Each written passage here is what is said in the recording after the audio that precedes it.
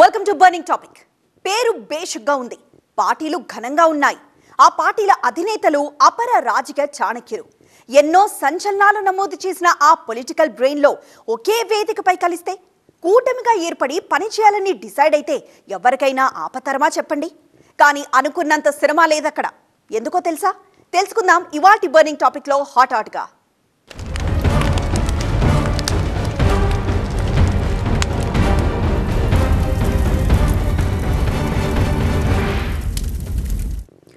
Single agenda, బీజేపీని గద్దెదించడమే. No more arguments, single point, మోదీని ఓడించడమే. ఇందులో ఎవరికైనా ఎనీ డౌట్?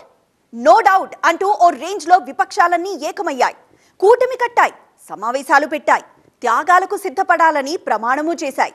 కానీ చివరికి ఏమైంది? సింగిల్ ఎజెండా సైడ్ అయింది, సొంత ఎజెండా లైన్లోకి వచ్చింది. ఇంకేముంది, ఇండి కూటమి ఇన్నింగ్స్ స్టార్ట్ చేయకుండానే డక్అవుట్ అయ్యేలా కనిపిస్తోంది.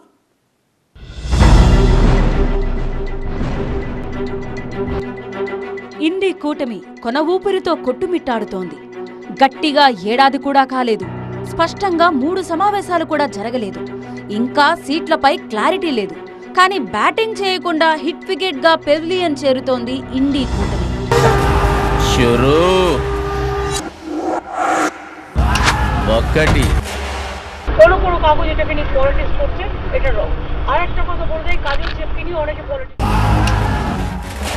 हमने भी अपने किसी परिवार को आज तक नहीं बढ़ाया है, यह पक्का जान लीजिए.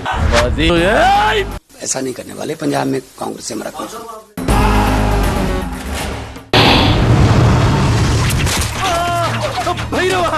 ఇలా 1, 2, 3, 10, 20 అంటూ రోజుకో వికెట్ హిట్ వికెట్ గా ఇండి కూటమిలో వెనుదిరుగుతోందట. యూపీ, పంజాబ్, హర్యానాలో కూడా ఇండియా మిత్రపక్షాలన్నీ గోడెక్కి కూర్చున్నాయి.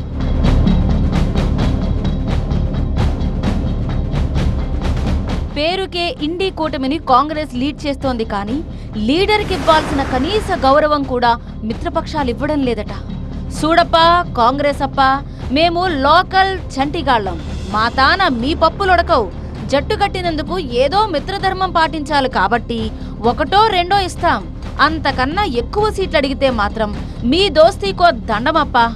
ఈ డీల్ కు ఓకే అయితే సీట్ పే చర్చ, లేకుంటే బ్రేకప్ అంటూ కాంగ్రెస్ గోబ గుయ్యమనేలా ముఖాన్నే చెప్పేస్తున్నాయట లోకల్ గా బలంగా ఉన్న పార్టీలు. దీంతో కక్కలేక మింగలేక వారితో కటీఫ్ చెప్పలేక తలపట్టుకుంటోందట హస్తం హైకమాండ్. ఇండి కూటమి బీజేపీయేతర పక్షాలన్నీ కాంగ్రెస్ నేతృత్వంలో అలయన్స్ గా ఏర్పడి ఆ అలయన్స్ కు ఇండియా వచ్చేలా గొప్పగా ఓ పేరు పెట్టుకుని ఐక్యతా రాగం వినిపించింది. బీజేపీ దేశంపై విషాన్ని చిమ్ముతుంటే మా కూటమి ప్రేమను పంచుతుందంటూ గొప్ప గొప్ప స్టేట్మెంట్స్ ఇచ్చి 2024లో బీజేపీ అండ్ కోని ఢీకొట్టేందుకు సమాయత్తమైంది. కానీ మిత్రపక్షం కాంగ్రెస్ ని చులకన చేస్తూ చురకలంటిస్తూ వస్తోంది. బీజేపీని ఓడించడం అన్న సింగిల్ పాయింట్ ఎజెండాతో ఏర్పడ్డ కూటమికి ఇలా ఆదిలోనే హంసపాది ఎదురవుతోంది. ఎన్నికల నోటిఫికేషన్ ఇంకా వెలువడనే లేదు. సీట్ల సర్దుబాటుకు సంబంధించిన ప్రాథమిక చర్చలు కూడా జరగలేదు.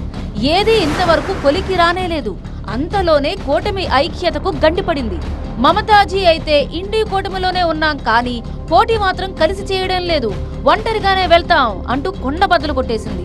ఒకవేళ కాంగ్రెస్ చిత్తం మాజీ అంటే అదేదో 2 సిట్టింగులున్నాయిగా, ఆ 2 సీట్లు ఇచ్చి సర్దుకోమని చెప్తాం, వింటే కలిసి వెళతాం, లేకుంటే మాకు మేమే అంటూ బెంగాల్ సీఎం ఓపెన్ గా స్టేట్మెంట్ ఇచ్చేసరికి కాంగ్రెస్ కు దిమ్మ తిరిగి బొమ్మ కనిపించింది. हम इंडिया एलायंस আমাকে একবার জানিয়েছে দিদি আপনার রাজ্যে যাচ্ছি না জানাইনি, সুতরাং আমার সাথে কোনো সম্পর্ক নেই বাংলার ব্যাপারে। অল ইন্ডিয়ায় কি করবো না করবো আপনার ইলেকশন ভাববো, আমরা সেকুলার পার্টি, আমরা বিজেপিকে হারানোর জন্য যা করা হবে। কিন্তু এখন কোনো চর্চা নেই, মিথ্যে কথা, অ্যাবসলিউটলি রং। মিথ্যেটা আমি বলবো না, বলতে অ্যাবসলিউটলি রং। কোনো কাগজ এটাকে নিয়ে পলিটিক্স করছে, এটা রং। আর একটা কথা বলতে এই কাজের চেপকে নিয়ে অনেকে পলিটিক্স করছে। ఇండి కూటమిలో అత్యంత కీలకమైన పార్టీల్లో తృణమూల్ కాంగ్రెస్ ఒకటి. అలాగే ప్రధాని పదవి ఆశిస్తున్న వారిలో కూడా దీదీ ముందు వరుసలో ఉన్నారు. కానీ సొంత పార్టీకి మెజార్టీ సీట్లు దక్కించుకునే విషయంలో మాత్రం ఆమె ఏమాత్రం రాజీ పట్టం లేదు.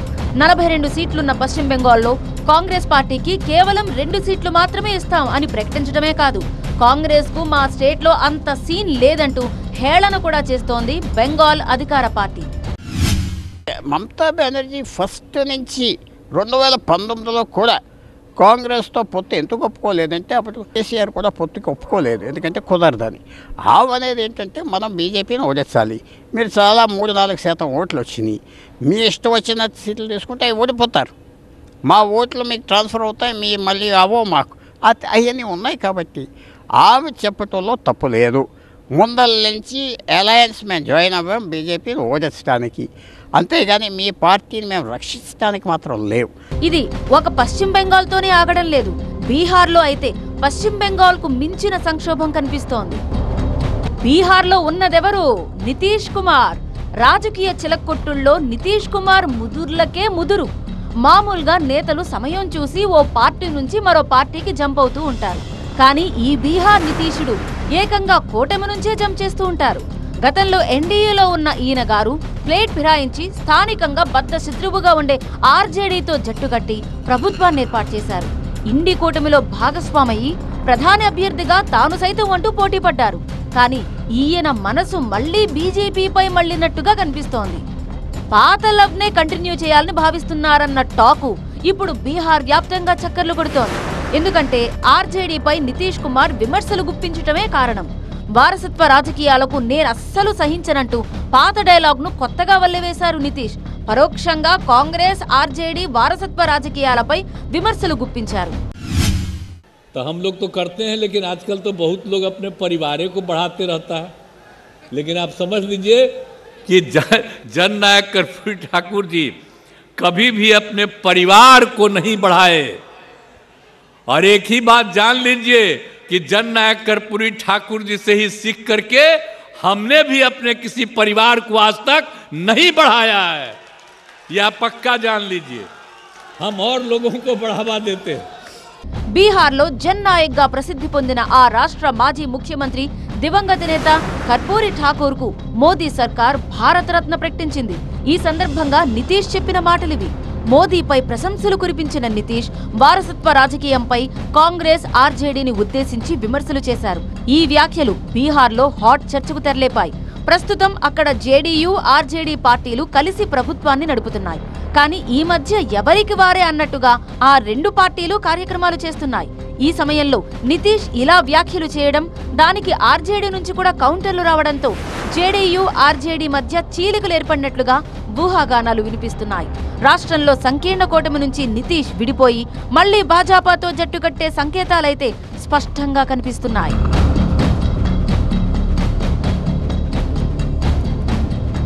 ఇక పంజాబ్లోనూ కూటమికి ఎదురు దెబ్బ తగిలింది.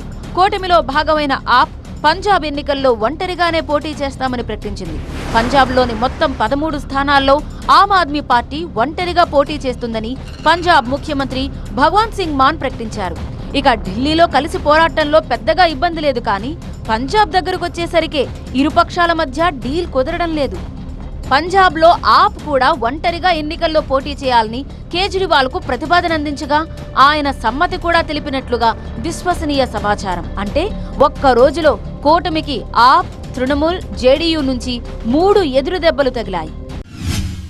కాంగ్రెస్ పార్టీ అక్కడ మెయిన్ అపోజిషన్ ఆమ్ ఆద్మీ పార్టీకి, ఇప్పుడు 5 సీట్లు కాంగ్రెస్ పార్టీకి ఇస్తే అక్కడ స్థలం పరిపాలించే ప్రభుత్వం ఖాళీ చేసినట్లు లెక్క కదా, మరి క్యాండిడేట్స్ లేకపోతే. సో పంజాబ్ ముఖ్యమంత్రి చాలా స్పష్టంగా మేము అన్ని సీట్లు పోటీ చేస్తాం, మీరు చేస్తే చేయండి, మాతో పొత్తు లేకపోతే లేదు, లేకపోతే మేము మెయిన్ మా గవర్నమెంట్ దెబ్బతింటానే, అది ఆ స్పష్టత మాత్రం తీసుకొచ్చారు. లోక్సభ ఎన్నికల ప్రకటనకు మరికొద్ది రోజులు మాత్రమే మిగిలింది. ఈ సమయంలో యూపీ, ఇతర రాష్ట్రాల్లో కూడా అదే పరిస్థితి కనిపిస్తోంది. గతేడాదంతా చిన్న చిన్న విభేదాలొచ్చినా కలిసి ఉన్న విపక్ష కూటమి తీరా ఎన్నికల టైం దగ్గర పడే కొద్దీ ఈ తరహా లొకలొకలు బయటపడటం ప్రత్యర్థులకు లాభం చేకూరేలా కనిపిస్తోంది. ఇప్పటికే రామ్ మందిరం విషయంలోనూ ఇండీ కూటమిలో విభేదాలు తలెత్తాయి. ఇప్పుడు సీట్ల సర్దుబాటుపై చర్చలు జరగకుండానే కూటమి చేతులెత్తేస్తుందా అన్న చర్చ ఇప్పుడు దేశవ్యాప్తంగా ఊపందుకుంది. మొత్తం 28 పార్టీల కూటమి. ఓ 4-5 పార్టీలు మినహా మిగతావన్నీ ప్రాంతీయంగా బలంగా ఉన్న పార్టీలే.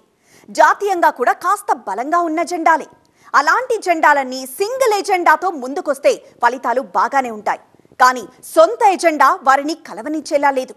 అందరికీ ఆ కుర్చీపైనే ఆశ, ప్రధాని కావాలనే కోరిక. అందుకే సొంత బలంపై ఫోకస్ పెంచాయి. సో ఇండియా కూటమిలో లుకలుకలకు కారణం ప్రధాని పదవేనా లేక కాంగ్రెస్ స్వయంకృతాపరాధమా?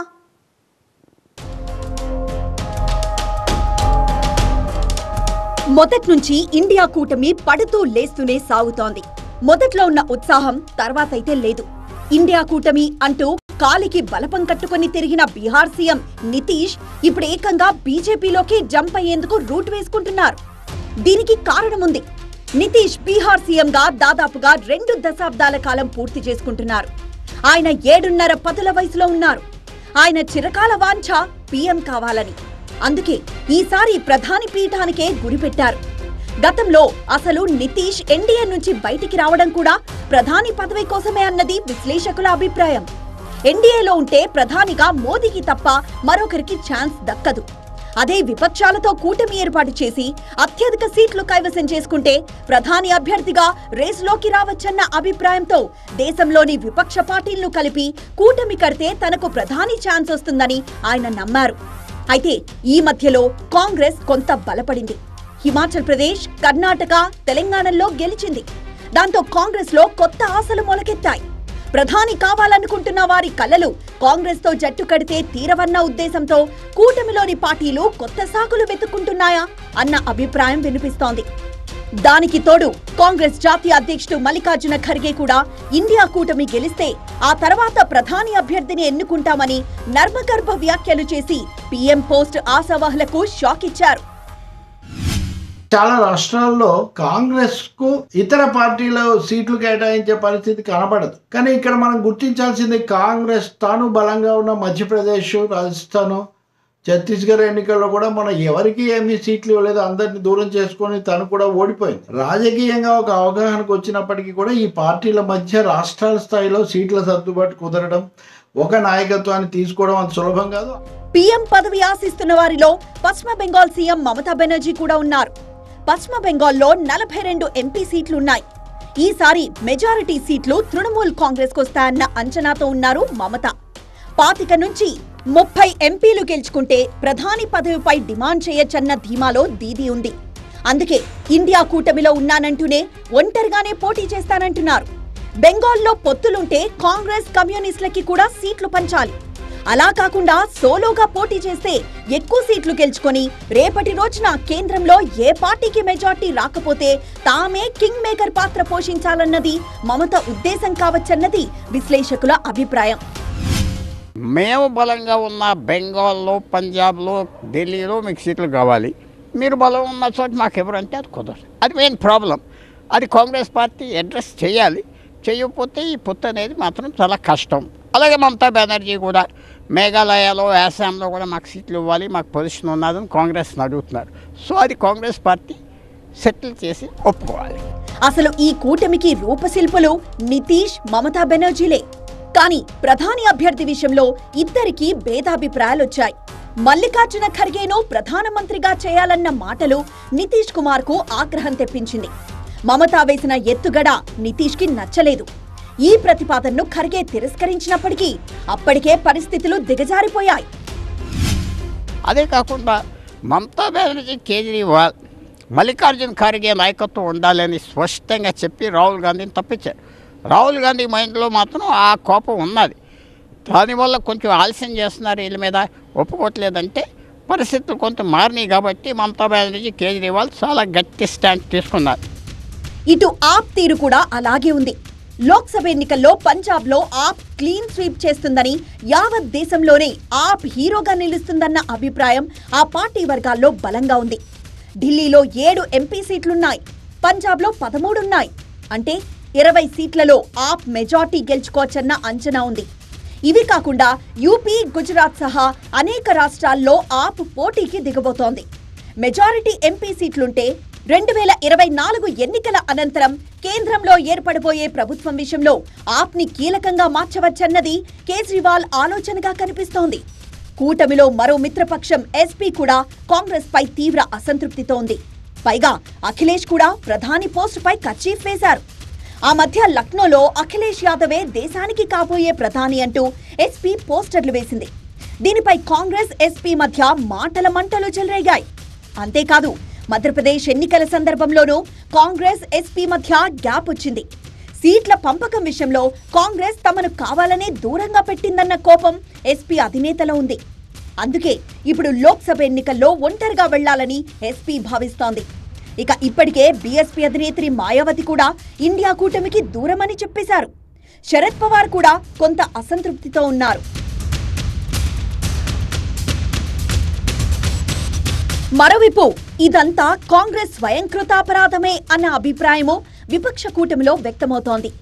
బలం లేని చోట కూడా మెజారిటీ సీట్లు కావాలని పట్టుబడుతోందని, తనకు బలమున్న చోట ఒక్క సీటు కూడా కాంగ్రెస్ ఇచ్చేందుకు సిద్ధంగా లేదని, అందుకే విపక్ష కూటమిలో ఇలాంటి విభేదాలు తలెత్తుతున్నాయన్నది కూటమిలోని మెజారిటీ పార్టీల అభిప్రాయం.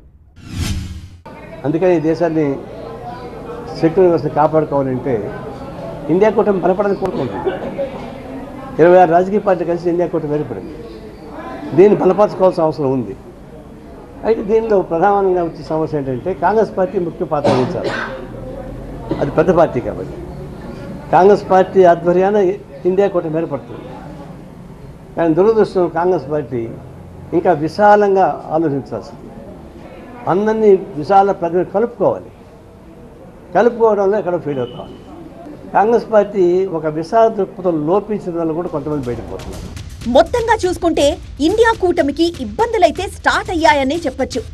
ఐక్యంగా పోరాడి బీజేపీని దించాలన్న ఎజెండా వెనక్కిపోయి సొంత ఎజెండాతో పార్టీలు ముందుకొస్తున్నాయి. అంతిమంగా ఇది బీజేపీకే మేలు చేస్తుందన్నది విశ్లేషకుల మాట. లోక్సభ ఎన్నికలకు పెద్దగా సమయం లేదు.